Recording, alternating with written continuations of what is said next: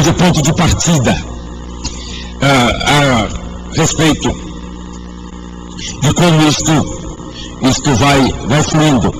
Mas, no processo histórico,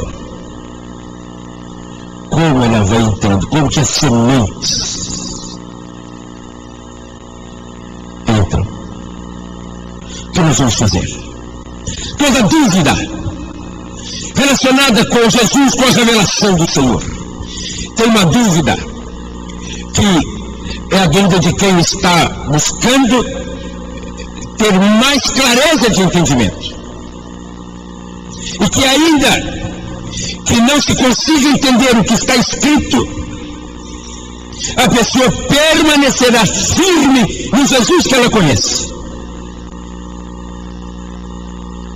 Mais ou menos como o que está lá no profeta da Antiga Aliança, que descreve uma experiência, um contexto, uma realidade que parece que Deus sumiu. Ele vai descrevendo, ainda que ocorra isso, ainda que ocorra aquilo, ainda que ocorra aquilo, ainda que a figueira murche, ainda que não haja leite nos animais, ainda que não haja água no campo, ainda que não haja, o que mais que ele diz? Eu me alegrarei e exultarei no Deus da minha salvação. Mas uma pressão, vem uma aflição, vem um desemprego, a morte inesperada na família, uma enfermidade não curada, e a revolta, a indignação contra o Senhor, a apostasia. Convivemos com isso o dia inteiro, isso estava nos começos da igreja. Judas Iscariotes, entre os 12, foi o primeiro a manifestar isto. Só que de fato Jesus sabia quem ele era, e às vezes que o texto descreve as atitudes que o Judas tinha. Mas vamos vendo isto na igreja em todos os tempos. A semente é plantada, ela é semeada o tempo todo. Se nós não conhecemos Jesus Cristo verdadeiro, iremos tropeçar nele. E se a nossa relação com ele for de interesse terreno, dentro das diversas formas de expressão funcional da igreja, com condutas e práticas, com ensinos que são ensinos de demônios, doutrinas de demônios, para interesses econômicos, vamos cair na armadilha. Todo mundo que é atraído para Jesus em função de prosperidade, essa teologia da prosperidade, que é a forma mais impulsa de manifestação de igrejas hoje, que são por todos os lados, e sim, teologia da prosperidade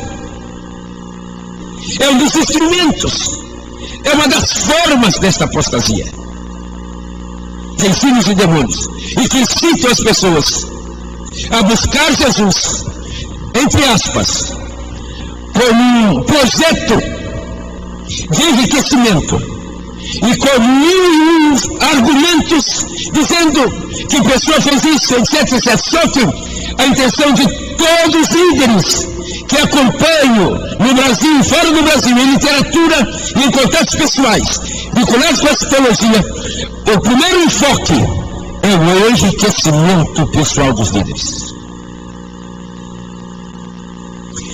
Vários ministérios que começaram como uma reação aos movimentos dominantes dos anos 70 se tornaram denominações que são impérios poderosíssimos. A única diferença é que quando estavam vinculados às chamadas denominações históricas, as provisões financeiras eram enviadas para a denominação como um todo. Agora, tudo é canalizado para os donos das denominações. E criaram um processo de cobertura apostólica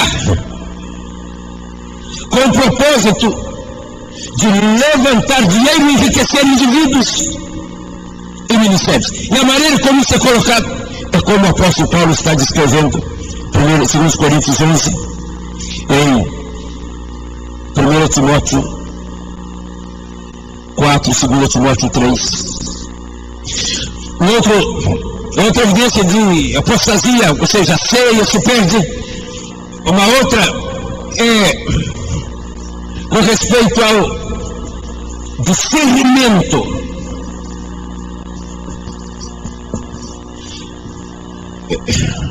profético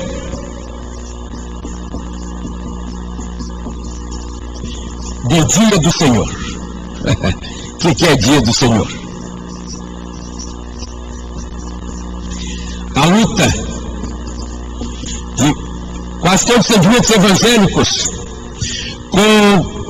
contra os esquemas da seita, da teologia da ciência adventista no sétimo dia, dos que guardam o sétimo dia, com respeito à distorção relacionada com o sábado, guarda do sábado, de um lado, e agora a questão do dia do Senhor.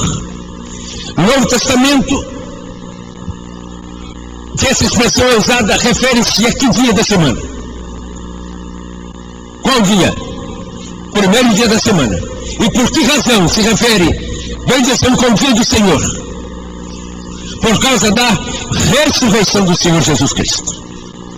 Durante longo tempo na história da igreja, o primeiro dia da semana era um referencial de testemunho de Jesus Cristo. E quando argumento que foi o rei Constantino, romano, lá no 4º século, que criou, estabeleceu, que trocou o sábado para o domingo. Quer dizer, essa é uma declaração mentirosa em todos os sentidos. E é intencionalmente mentirosa. Por exemplo, nesse sistema argumentando que o Barack Obama é o agente da besta para a guarda de domingo, a de guarda de domingo. Ele disse, imagina, o Obama é o contrário disso. Mas dizem que Constantino foi quem mudou o sábado para o domingo. Claro, todo mundo sabe, basta ler a história, que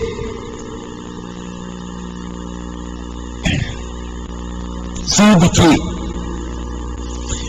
quando Constantino criou o feriado do primeiro dia da semana, era porque no Império Romano, e que ele considerou que era cristão, porque ele havia vencido as batalhas, assumido naquelas disputas pelo Império, e que teve um sinal de Deus, etc.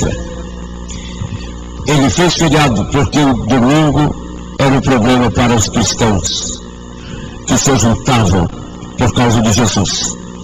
A razão de se juntar no primeiro dia da semana era a ressurreição do Senhor Jesus. O primeiro dia da semana passa a ter uma correspondência com o sétimo dia na antiga aliança, não nos termos legalistas e cerimoniais, mas com a dimensão de um dia de separação de tudo, para nos livrarmos e sermos guardados da extrema pressão e contaminação do mundo,